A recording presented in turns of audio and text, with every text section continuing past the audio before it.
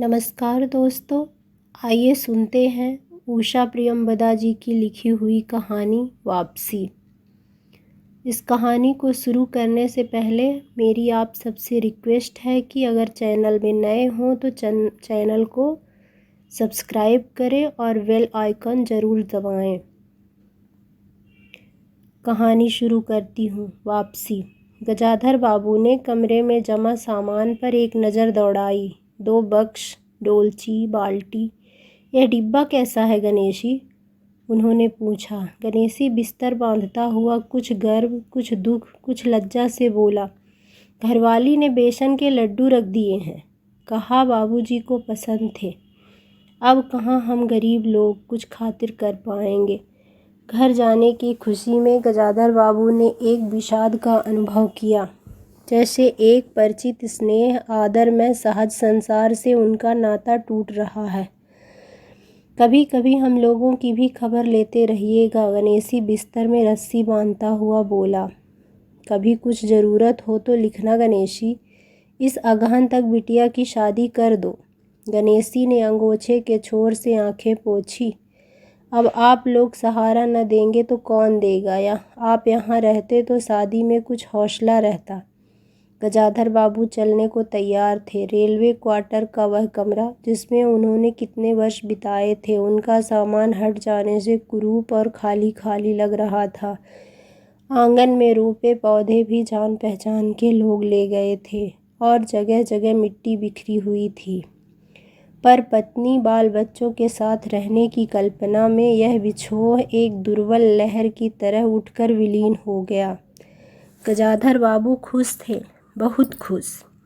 35 साल की नौकरी के बाद रिटायर होकर जा रहे थे।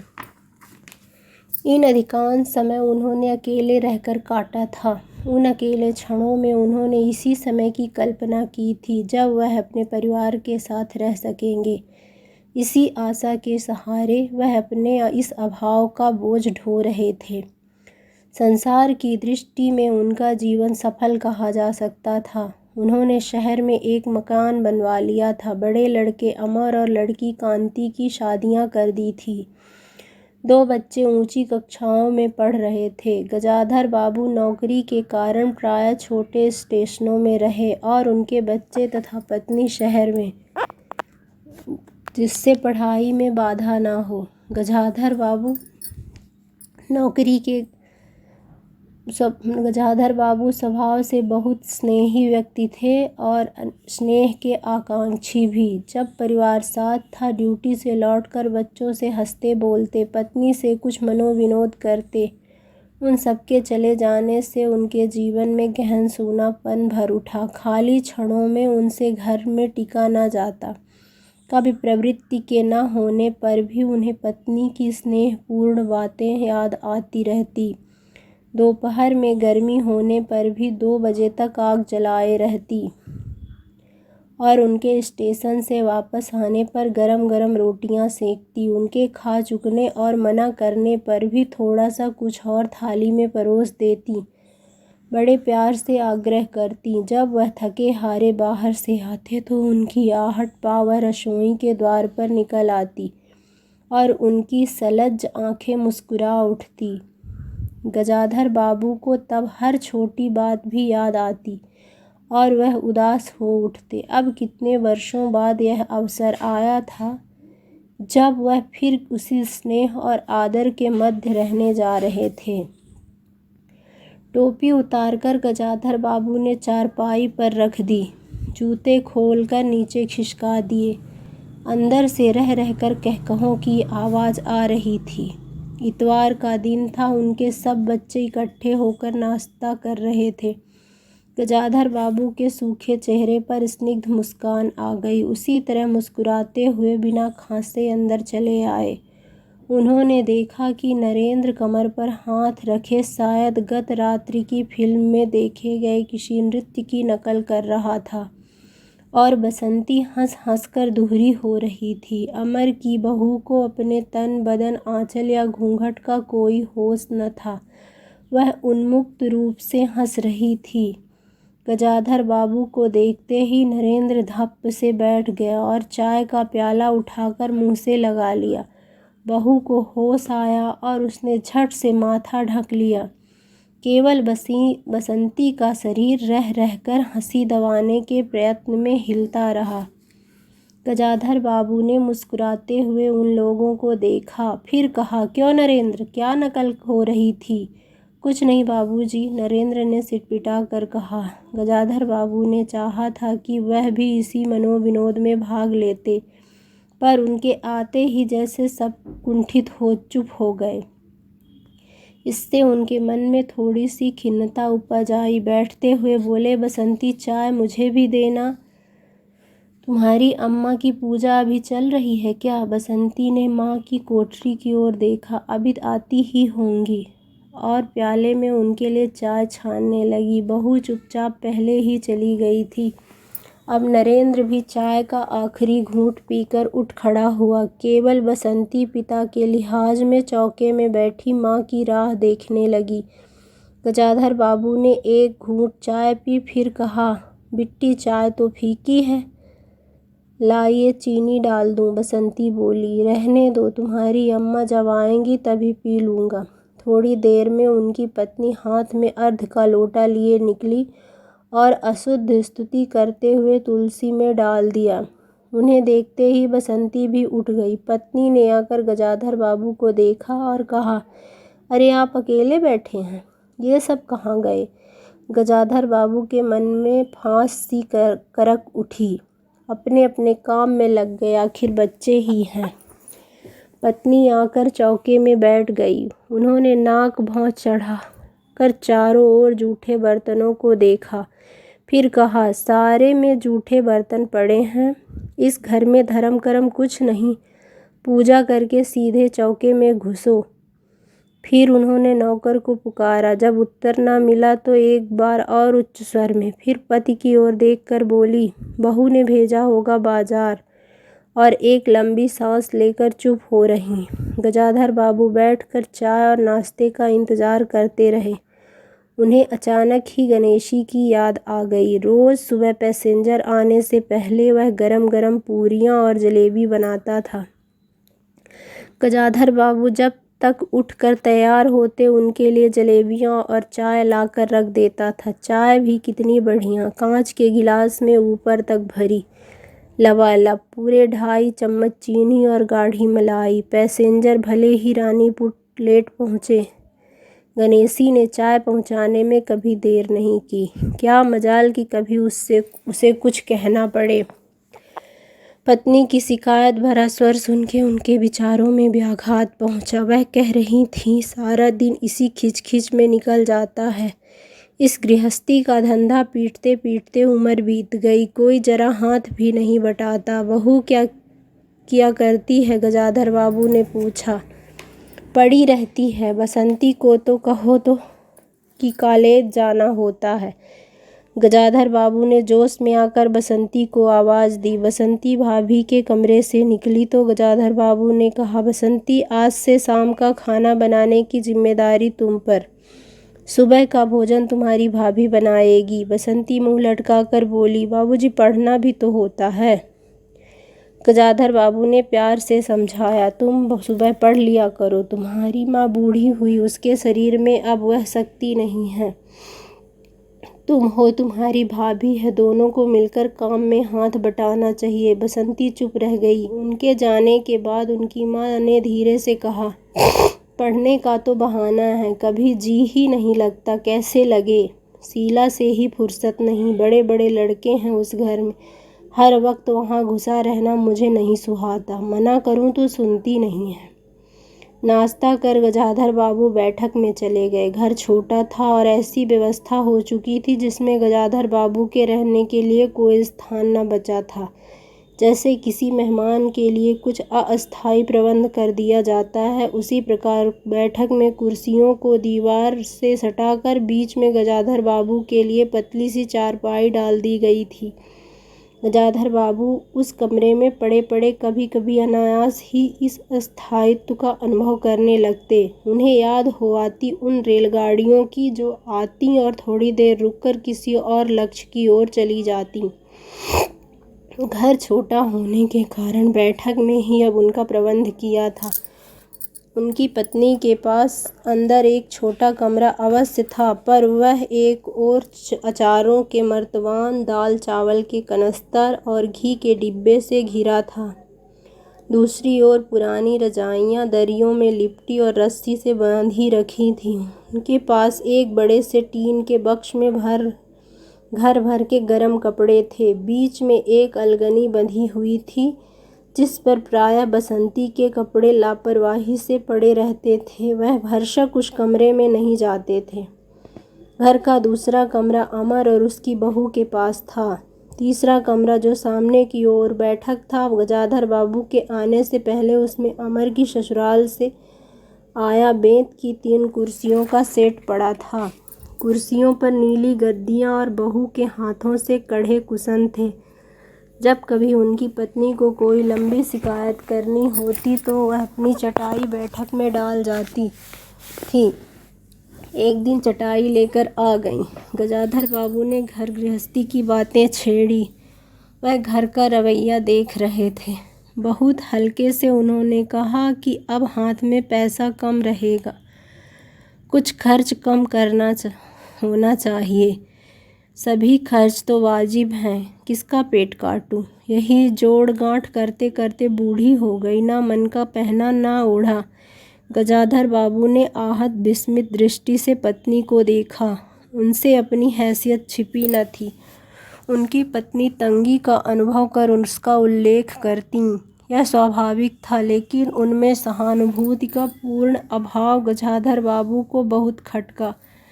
उनसे यदि राय बात की जाती कि प्रबंध कैसे हो तो उन्हें चिंता कम संतोष अधिक होता, लेकिन उनसे तो केवल शिकायत की जाती थी, जैसे परिवार की सब परेशानियों के लिए वही जिम्मेदार थे। तुम्हें किस बात की कमी है अमर की माँ? घर में बहू है, लड़के बच्चे हैं, सिर्फ रुपए से ही आदमी अमीर नहीं होता, गजाधर बाबू ने कहा और कहने के साथ ही अनुभव किया। यह उनकी आंतरिक अभिव्यक्ति थी, ऐसी कि उनकी पत्नी नहीं समझ सकती। हाँ, बड़ा सुख है ना बहू से। आज रसोई करने गई है, देखो क्या होता है, कहकर पत्नी ने आंखें मूंदी और सो गईं। गजाधर बाबू बैठे हुए पत्नी को देखते रह गए। यही थी क्या उनकी पत्नी, जिसके हाथों के कोमल स्पर्श, जिसकी मुस्कान की याद में उन्होंने संपूर्ण जीवन काट दिया था। उन्हें लगा कि वह लावण्यमयी युवती जीवन की राह में कहीं खो गई है और उसकी जगह आज जो स्त्री है वह उसके मन और प्राणों के लिए नितांत अपरिचिता है। गाढ़ी नींद में डूबी उनकी पत्नी का भारी सा शरीर बहुत बेडौल और कुरूप लग रहा था। चेहरा श्रीहीन और रूखा था। गजाधर बाबू देर तक निस्संग दृष्टि से पत्नी को देखते रहे और फिर लेटकर छत की ओर ताकने लगे। अंदर कुछ गिरा और उनकी पत्नी हड़बड़ा कर उठ बैठी। लो, बिल्ली ने गिरा दिया शायद। और वह अंदर भागी। थोड़ी देर में लौट कर आई तो उनका मुंह फूला हुआ था। देखा बहू को, चौका खुला छोड़ आई। बिल्ली ने दाल की पतीली गिरा दी। सभी तो खाने को हैं। तरकारी और 4 पराठे बनाने में सारा डिब्बा घी उड़ेल कर रख दिया। जरा सा दर्द नहीं है। कमाने वाला हाड़ तोड़े और यहाँ चीज़ें लूटे। मुझे तो मालूम था यह सब काम किसी के बस का नहीं है। गजाधर बाबू को लगा पत्नी कुछ और बोलेगी तो उनके कान झनझना उठेंगे।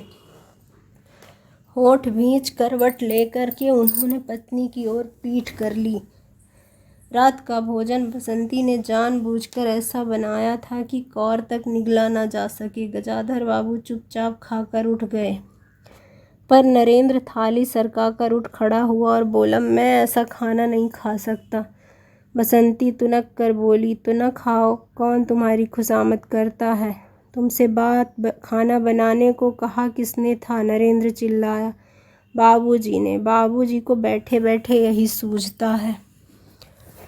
बसंती को उठाकर माँ ने नरेंद्र को मनाया और हाथ से कुछ बनाकर खिलाया। गजाधर बाबू ने बाद में पत्नी से कहा, इतनी बड़ी लड़की हो गई, उसे खाना बनाने तक का सहूर नहीं आया। अरे आता सब कुछ है, करना नहीं चाहती, पत्नी ने उत्तर दिया। अगली शाम माँ को रसोई में देख कपड़े बदलकर बसंती बाहर आई तो बैठक में गजाधर बाबू ने टोक दिया, कहाँ जा रही हो? पड़ोस में, शीला के घर, बसंती ने कहा। कोई ज़रूरत नहीं है, अंदर जाकर पढ़ो, गजाधर बाबू ने कड़े स्वर में कहा। कुछ देर अनिश्चित खड़े रहकर बसंती अंदर चली गई। गजाधर बाबू शाम को टहलने चले जाते थे। लौट कर आए तो पत्नी ने कहा, क्या कह दिया बसंती से? शाम से मुंह लपेटे पड़ी है, खाना भी नहीं खाया। गजाधर बाबू खिन्न हो गए। पत्नी की बात का उन्होंने कुछ उत्तर नहीं दिया। उन्होंने मन में निश्चय कर लिया कि बसंती की शादी जल्दी ही कर देनी है। उस दिन के बाद बसंती पिता से बची बची रहने लगी। जाना होता तो पिछवाड़े से जाती। गजाधर बाबू ने दो एक बार पत्नी से पूछा तो उत्तर मिला, रूठी हुई है। गजाधर बाबू को और रोष हुआ। लड़की के इतने मिजाज, जाने को रोक दिया तो पिता से बोलेगी नहीं। फिर उनकी पत्नी ने ही सूचना दी कि अमर अलग रहने की सोच रहा है। क्यों? गजाधर बाबू ने चकित होकर पूछा। पत्नी ने साफ साफ उत्तर नहीं दिया।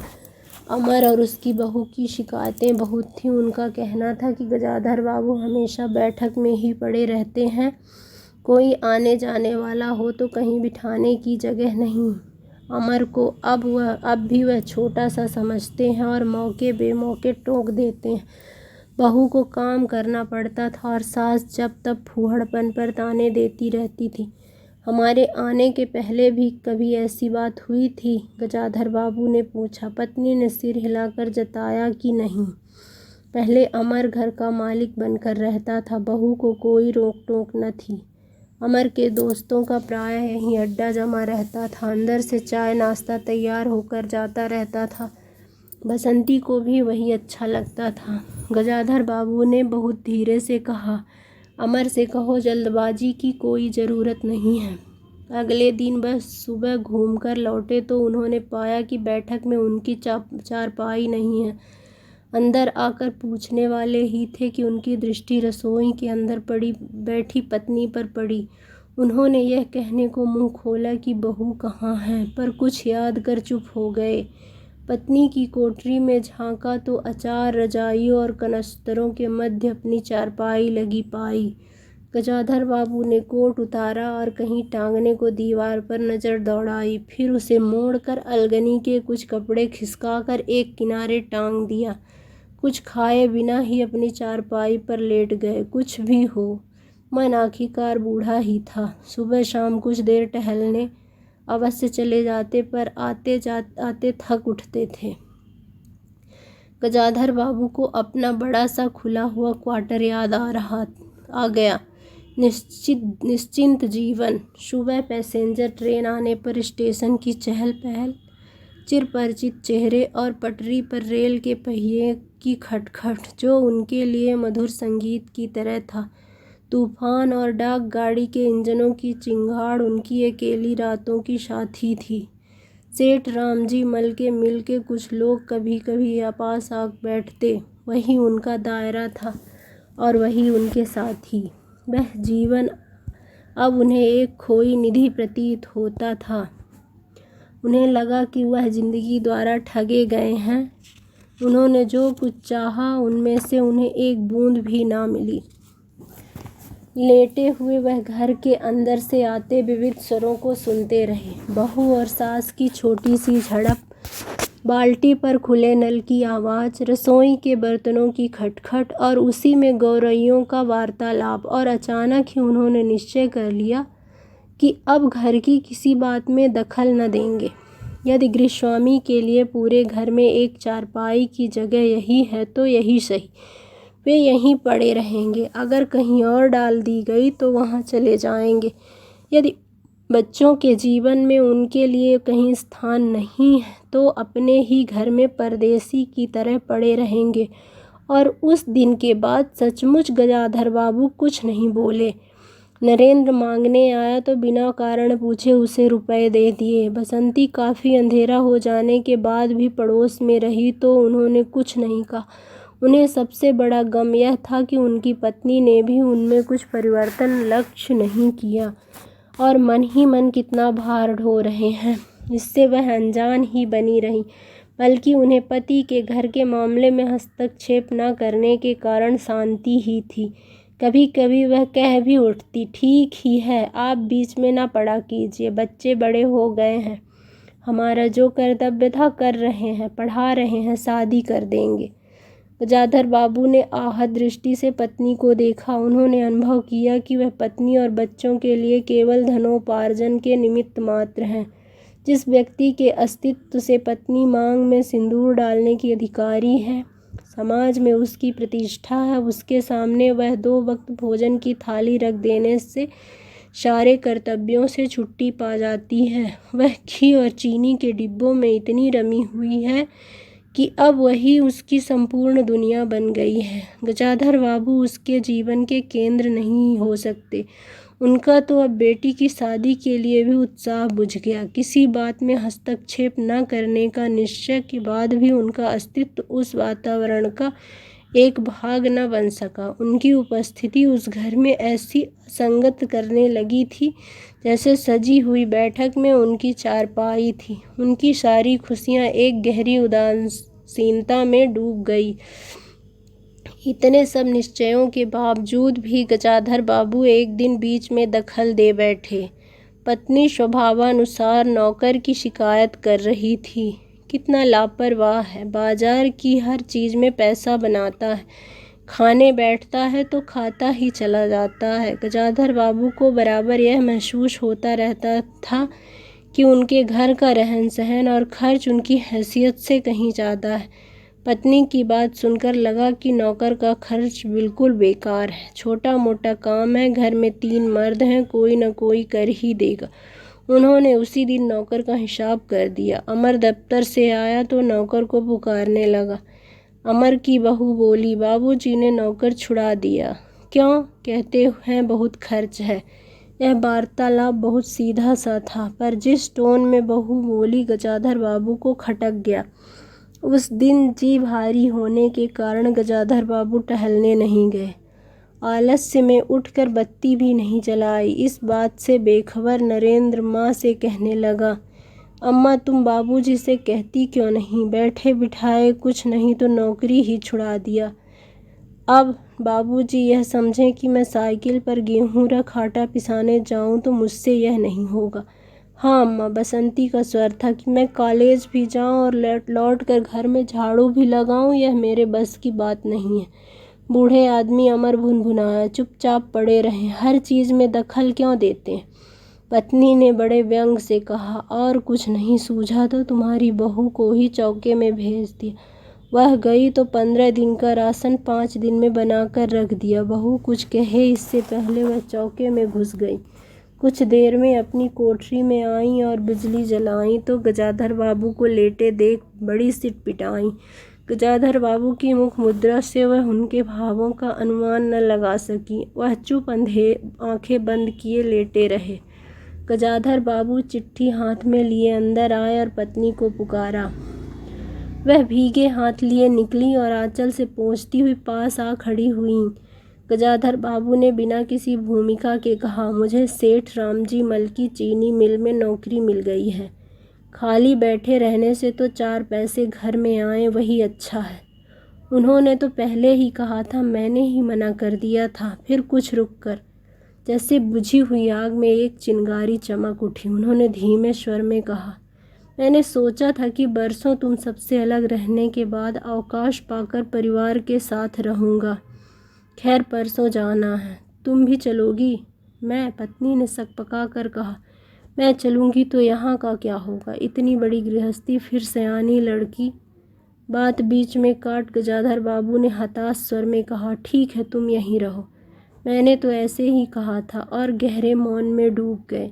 नरेंद्र ने बड़ी तत्परता से बिस्तर बांधा। और रिक्शा बुला लाया। गजाधर बाबू का टीन का बक्स और पतला सा बिस्तर उस पर रख दिया गया। नाश्ते के लिए लड्डू और मठरी की डलिया उस पर रख गजाधर बाबू रिक्शे पर बैठ गए। एक दृष्टि उन्होंने अपने परिवार पर डाली, फिर दूसरी ओर देखने लगे।